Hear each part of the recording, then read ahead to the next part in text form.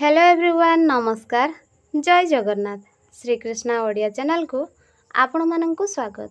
तो चलतु आज भिडटी को आम स्टार्ट करवा किंतु भिडटी को स्टार्ट करने पूर्वर आम वीडियो को गोटे लाइक करंतु एवं आम चैनल को सब्सक्राइब करी पाखरे आसुवा बेल आइकन को प्रेस करंतु जहाँफल आम चैनल रे आसुवा नुआ नुआ वीडियो गुड़िक आपण मैंने सर्वप्रथमे पाइपर। तो चलतु भिडटी को स्टार्ट करवा। आज भिडियो रे आमे गुरु दिवस संपर्क में सुंदर भाषण टे आलोचना करिबा।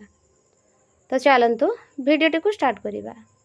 सम्माननीय सभापति महोदय, पूज्यास्पद गुरुजी और गुरुमा वृंद तथा मोर स्नेह एवं आदरर छोट बड़ भाई और भौणी माने, पवित्र गुरु दिवस उपलक्षे समस्त को मोर हृदय कमलु हार्दिक शुभेच्छा और शुभकामना। आपण माने समस्ते जानिछंती आज हेउछि सेप्टेम्बर मास 5 तारिख जेउ दिनटी को समग्र देश रे गुरु दिवस रूपे पालन करा जाउछि। एहीपरि एक शुभ मुहूर्त रे मते किछि कहिबार सुजोग देइथिबारु मोर श्रेणी शिक्षकों को धन्यवाद जणाइबा सह निजको म धन्य मने करूछि। आज हेउछि पवित्र गुरु दिवस।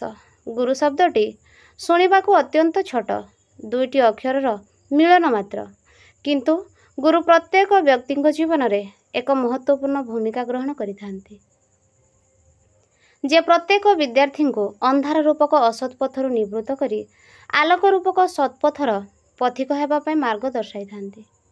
गुरु शिष्य संपर्क, गुरु शिष्य परंपरा भारतीय संस्कृतिर एक पवित्र बंधन। भारतीय इतिहास रे गुरु शिष्य परंपरार अनेक ज्वलंत उदाहरण रहिअछि। शिक्षक हेउछंती बगीचार सही माली सदृश जी कि बगीचा को रंग बेरंगर फूल रे सुसज्जित करिथांती। अर्थात विद्यालय जदि बगीचा हुए सही बगीचार माली हेउछंती शिक्षक एवं शिष्य हेउछंती सही बगीचार फूल। फूलर रंग हेउछि विद्यार्थी को उज्जवल भविष्यत, अर्थात किए कौन हब ए संसार रे जे जेउ पदवी रे थांतु ना कहीं, से डाक्तर हुंतु कि पुलिस हुंतु कि कौनसी सफल व्यक्ति हुंतु, व्यक्ति जीवन रे शिक्षकों भूमिका अत्यंत गुरुत्वपूर्ण। तेणु कथारे अछि, सद्गुरु जेबे मारे गईठा अंधार घरे जले बैठा।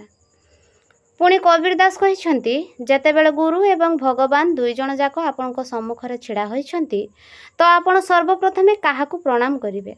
गुरुंकु। कारण गुरु ही आपनकू गोविंद अर्थात भगवान को पहुंचाइबा पई मार्ग दर्शाई थांती। गुरु महान अटंती, तेणु गुरुंकु ही प्रथमे प्रणाम करिबा उचित। गुरु हेउछंती देवतुल्य, गुरु ही ब्रह्मा, गुरु ही विष्णु, गुरु ही शिव, गुरु ही सबु किछि। तेणु सर्वप्रथमे गुरु को प्रणाम करिबा उचित। तेणु संस्कृत रे कहा जाइछि, गुरु ब्रह्मा, गुरु विष्णु, गुरुदेव महेश्वर, गुरु साक्षात परम ब्रह्म तस्मै श्री गुरवे नमः। एतिकी कही मु मोर वक्तव्य सांग करूछि। तो धन्यवाद। रहुछु। हमर वीडियो ठी शेष होइछि। जय जगन्नाथ।